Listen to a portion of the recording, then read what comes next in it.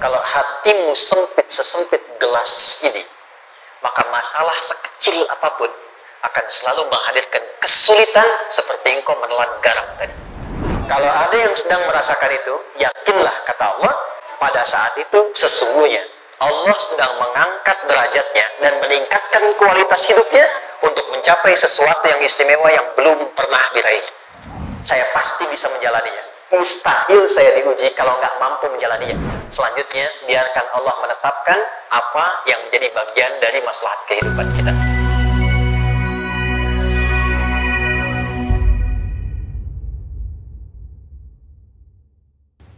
Ini apa? Kelas ya? Baik, pelan-pelan sedikit. Kira-kira volumenya besar kecil? Kecil ya? Baik. Kalau saya bandingkan dengan gayung, volumenya besar mana? Gayung ya? Baik. Kalau ini saya perlebar, sehingga bisa memasukkan apapun ke dalamnya, itu bahasa Arabnya disebut dengan insyirah namanya. Jelas? Meluaskan sesuatu sehingga terlihat lapang, sehingga memudahkan setiap hal masuk ke dalamnya. Itu insyirah namanya. Surah ini diberi nama dengan surah Al-Insyirah, yang berarti sesuatu yang lapang, yang tenang, yang nyaman. Yang diharapkan dengan keadaan hati yang lapang, nyaman, tenang itu, segala persoalan yang dihadapi dalam kehidupan akan mudah diterima dan tidak berdampak besar dalam menyikapinya. Maka bagaimana kemudian Allah memberikan turunan-turunan petunjuk supaya apa yang diharapkan ini bisa tercapai? Satu, izin mengilustrasikan, saya kasih cerita sebentar. Ada seorang anak muda, kisah ini sangat viral, hampir setiap kita bisa mendapatinya. Datang kepada seorang kakek tua di sisi danau yang jernih sekali airnya. Dia berkeluh kesah tentang persoalannya. Dia katakan, saya punya masalah begini. Berat sekali terasanya. Kakek itu kemudian permisi, dia hanya membawa 2 genggam garam. Kemudian beliau bawa 1 gelas, ilustrasinya seperti ini. Dimasukkanlah kemudian garam itu ke gelas itu. Lalu diambil 1 gelas air yang jernih tadi dengan garam segenggam. Kata beliau, minum. Pemuda itu mengatakan, wah asin, minum aja dulu. Lalu ketika diminum, langsung ditumpahkan. Dia muntahkan asin katanya. Lalu setelah itu kakek yang tadi melepaskan segenggam sisanya, dilempar ke danau tadi yang luas. Lalu diambil lagi dengan gelas yang sama. Sekarang minum. Bagaimana rasanya? Segar, enak, nyaman. Itulah hatimu. Kalau hatimu sempit sesempit gelas ini, maka masalah sekecil apapun akan selalu menghadirkan kesulitan seperti engkau menelan garam tadi. Tapi kalau hatimu luas, sebesar apapun masalah, tidak akan pernah berdampak pada dirimu kecuali engkau mampu menyusun rencana untuk mengatasinya. Kelapangan hati yang membuat diri kita mampu menerima persoalan apapun, itu yang disebut dengan insyirah. Makanya dulu tahun 90-an ada sinetron Hati Seluas Samudra gitu ya. Saya pernah tahu itu. Sama anaknya diapa-apain juga, oh masih aja ya menerima gitu. Dulu siapa ya? Jeremy Thomas dan lain-lain ya. Saya kira ada gitu. Ya, saya kira itu ya. Saya pernah lihat sejenak ya. Saya jarang-jarang nonton gitu. Pernah lihat aja. Perhatikan baik-baik. 1, saya agak cepat. Ini ditafsir langsung turun Al-Insyirah. Yang pertama, alam nashrah laka sadrak wa wada'na anka wizrak alladhi anqadha dhahrak. Tahan sampai sini dulu, 3 ayat. Saya mulai dari ayat kedua dan ketiga. Perhatikan baik-baik. Wa wada'na anka wizrak alladhi anqadha dhahrak. Artinya apa? Artinya satu beban yang diletakkan di pundak yang berpengaruh kepada semua bagian tubuh. Kita pernah melakukan atau melihat yang angkat beban ya? Beban kan semakin berat diangkat, semakin terasa ke bagian-bagian tubuh ya, ke semuanya. Nah, itu namanya wizrak alladzi anqadha dhahrak. Beban yang dipikul yang berat sekali sampai semua merasa. Makanya jadi satu ungkapan dengan mengatakan dia sedang memikul beban yang sangat berat. Sampai kepalanya pusing, tidur nggak nyaman, miring kanan, miring kiri, itu namanya ya alladzi anqadha dhahrak. 1. Saya percepat, akan ada satu masa dalam hidup setiap hamba merasakan satu persoalan yang seakan-akan beban berat yang dipikul sampai merasa kesulitan dari ujung kepala sampai ujung kaki? Siapapun itu. Jujur ya, setiap kita tanyakan pada diri sendiri. Setiap kita yang ada di sini, saya yakin pasti pernah atau bahkan akan mengalami satu peristiwa yang merasakan beban berat sampai seakan-akan ujung kepala sampai ujung kaki merasakan sakitnya. Ada yang sudah mengalami atau bahkan nanti akan ada yang melalui. Perhatikan baik-baik. Teruskan ayatnya. Wa rafa'na laka. Perhatikan. Kalau ada yang sedang merasakan itu, yakinlah kata Allah, pada saat itu sesungguhnya Allah sedang mengangkat derajatnya dan meningkatkan kualitas hidupnya untuk mencapai sesuatu yang istimewa yang belum pernah diraihnya. Dari sini kita buat persamaan. Ujian. Tadi kan? Berbanding lurus dengan harapan. Banding lurus dengan solusi nanti pada akhirnya. Fokus. Lulus di sini, insya Allah setiap persoalan akan lebih mudah untuk diatasi. Ujian, seberat apapun yang sedang kita alami, tidak akan pernah diberikan kepada kita oleh Allah, kecuali ternyata hikmahnya untuk mengabulkan harapan-harapan besar yang sebetulnya kita mintakan. Jujur ya, setiap kita kan sering punya permohonan ya, sering berdoa ya, ya Allah minta ini, minta itu, minta ini, minta itu, gitu kan? Nah, cara Allah mengabulkan harapan kita itu, yang pertama, jalurnya lewat ujian. Karena semua kesuksesan itu, desain dasarnya adalah melewati ujian. Coba, anak-anak kita yang sedang sekolah itu, apa mungkin diwisuda dengan penuh kebahagiaan kalau nggak mengalami ujian?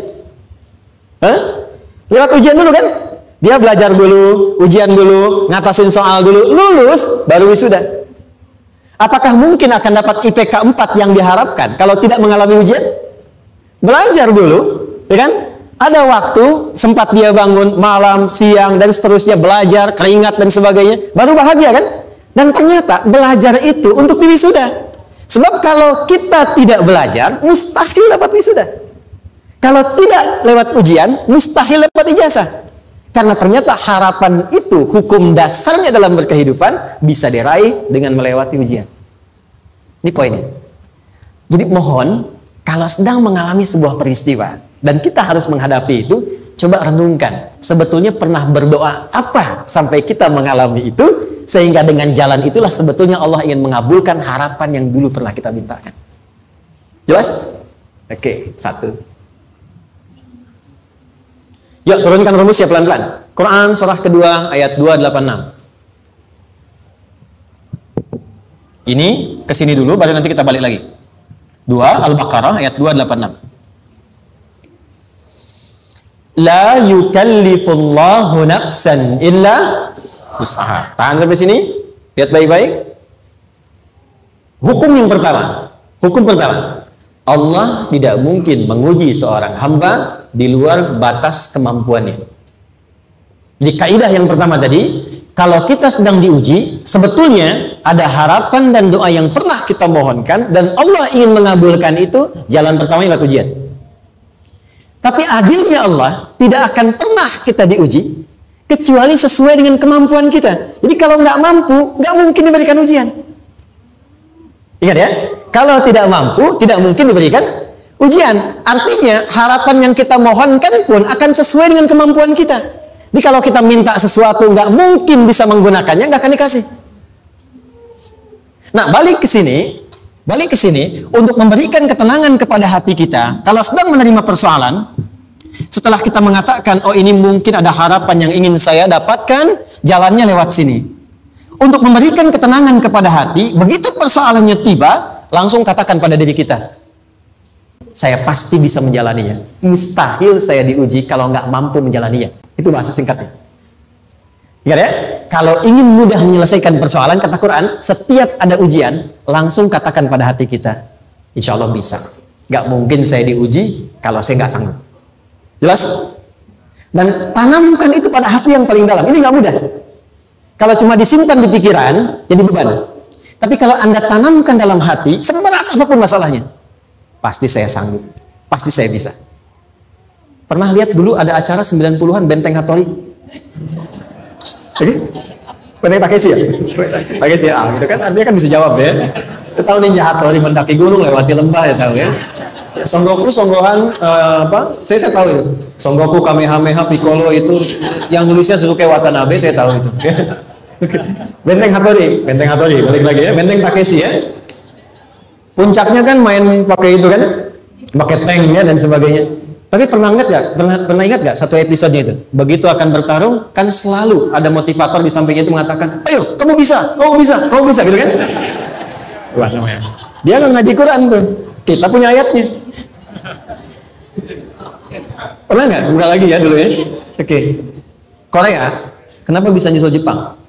Salah satunya, waktu Jepang itu maju, setiap di Korea itu ditanamkan dari mulai anak-anak TK-nya.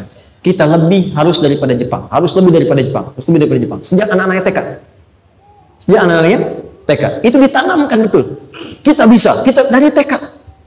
Sehingga ketika di sana bikin Honda, sini Hyundai. Hyundai kan dibacanya Hyundai. Ya kan? Sana Honda, sini Hyundai gitu.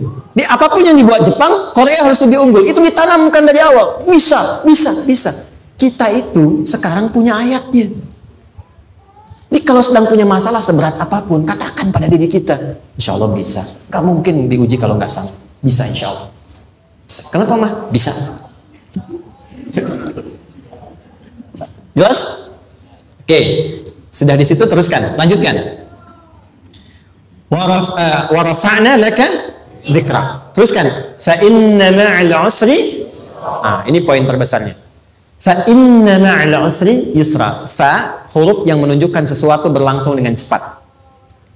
Inna di ilmu nahwunya berbunyi begini di gramatikal bahasa Arab. Harfun nasbin wa taukidin. Tansibul isma wa tarfa'ul khabara. Mabniyun 'alal fathi la mahalla lahu min al-i'rabi. Paham? Tidak. Inna huruf yang digunakan untuk menguatkan informasi agar ditancapkan ke dalam hati sekuat-kuatnya dan jangan pernah ragu. Jadi kalau orang Arab itu nancapkan tongkat begini dan kuat, tidak goyah, itu nasab namanya. Nasabar rajula asahu fil ardi. Inna ini harfun nasab. Jadi kalau ada di Quran dibuka informasinya dengan inna, maksudnya begini, hei, tancapkan informasi dalam hatimu dengan kuat, jangan pernah ragu. Yakinkan pada dirimu. Apa yang harus diyakinkan? Ma'al usri yusra. Inna ma'al usri yusra. Usrun sama dengan yusrun. Lari ke sini. Oke. Apa artinya usrun? Sulit. Oke. Sulit itu ada dua. Ada sa'bun, ada usrun. Kalau kesulitan yang relatif, kata si A sulit, si B mudah, itu sa'bun namanya. Contoh, kata si fulan, bahasa Jepang susah. Padahal kata yang lain tidak. Saya ke Jepang, anak-anak kecil begini bisa bahasa Jepang gitu ya. Bagi mereka mudah gitu ya. Saking mudahnya gitu. Atau shiwa gitu. Anak-anak kecil, bagi mereka mudah, bagi kita belum tentu. Itu sa'bun. Innal lughatal yamaniyah sa'bah. Relatif. Tapi kalau kesulitan yang sifatnya mutlak, semua orang mengatakan sulit. Maaf, bawa mobil, sulit atau mudah? Bukan mengendarai ya, bawa mobil, bawa. Sulit ya? Sulit ya? Baik, sepakat sulit semuanya. Nah, itu dalam bahasa Arab dikenal dengan usrun. Kesulitan yang semua sepakat bahwa itu susah. Sulit, semua sepakat. Dan ketika ada orang bicara, aku sedang punya masalah begini. Semua mengatakan, wah itu nggak mudah, itu nggak mudah. Itu usrun namanya. Lawannya, kemudahan yang relatif disebut sahlun. Tapi kemudahan yang semua sepakat bahwa itu mudah, itu yusrun namanya. Mengangkat spidol, semua mengatakan mudah, ringan. Itu yusrun namanya. Perhatikan, Allah tidak memasangkan sa'bun dengan sahlun, tapi memasangkan usrun dengan yusrun. Orang-orang yang punya keyakinan kuat, setiap persoalan itu akan selesai. Dan dia mengatakan pada dirinya, aku bisa melewatinya. Maka, perhatikan kalimat kata Quran.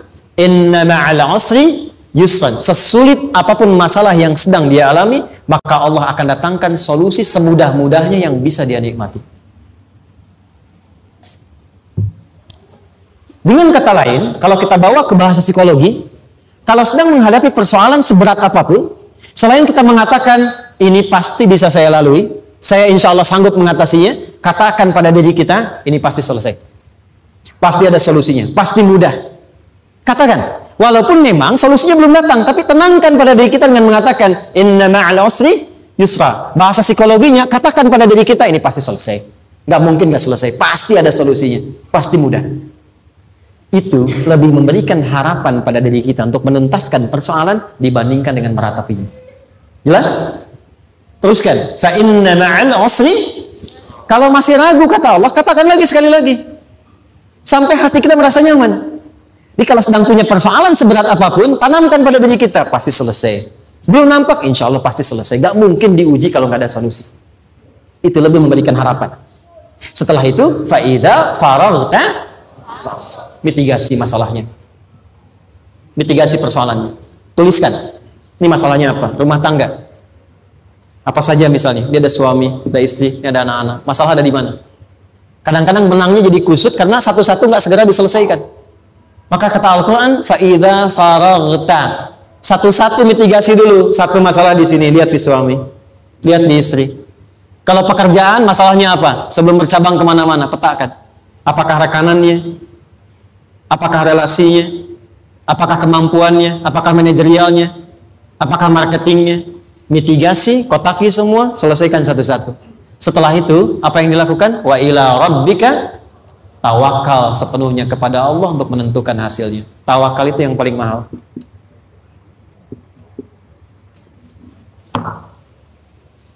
Anda kalau nggak punya kepasrahan, stres. Karena selalu memikirkan apa yang mau dikerjakan dan selalu orientasi pada hasil. Kita punya tawakal. Kalau kita mampu menyerahkan sesuatu, gini. Di sini ada orang yang paling jago misalnya main basket. Ada pertandingan basket. Begitu dibuka, udah tim musyawarah serahkan aja pada si fulan. Kan? Dia yang paling jago, ya? Bukankah dengan menyerahkan itu bukan hanya kita berikan sebuah tugas, ya kan? Tapi dengan itu ada kelapangan tersendiri kan? Yakinlah sukses, ini paling hebat. Pernah ada perasaan begitu? Sekarang, siapa yang paling mampu menguasai? Siapa yang paling hebat menyelesaikan segala hal? Siapa yang punya segalanya? Bukankah Allah? Orang-orang yang punya tingkat tawakal yang tinggi, maka satu, dia akan lebih stabil keadaan mentalnya dan tidak akan pernah gelisah dengan kekecewaan. Nggak ada kecewa. Karena tawakal itu kalau sudah kepasrahan pasti menerima hasil. Kalau sudah tawakal, terserah Allah tetapkan apa saja. Mau dapat sekarang, dapat besok, dapat nanti. Puncak yang paling tinggi, tugasmu hanya berikhtiar semampu yang bisa dilakukan. Selanjutnya, biarkan Allah menetapkan apa yang menjadi bagian dari maslahat kehidupan kita. Saya tutup. Cara Allah menjawab harapan kita ada 3. 1. Memberi langsung apa yang kita mintakan. 2. Menunda itu sampai kita siap menerimanya. 3. Mengganti apa yang kita inginkan dengan apa yang kita butuhkan. Saya ulang ya. 1. Memberi langsung apa yang kita mohonkan. Misal, ya Allah saya ingin A misalnya, anak saya pengen ke ITB. Tapi nggak mungkin tiba-tiba langsung masuk ITB kan? Pasti lewat ini dulu kan? Ada ujian dulu, ikut tes dan seterusnya diterima. Sesuai. 2. Kadang menunda sesuatu sampai dia sanggup menjalaninya. Anda punya anak usia 5 tahun, pengen diberikan motor. Anda mampu untuk memberi motor, dikasih nggak? Tidak. Sampai dia sanggup mengendarai motor, baru Anda berikan. Terkadang ada yang kita minta sekarang, tidak didapati sekarang.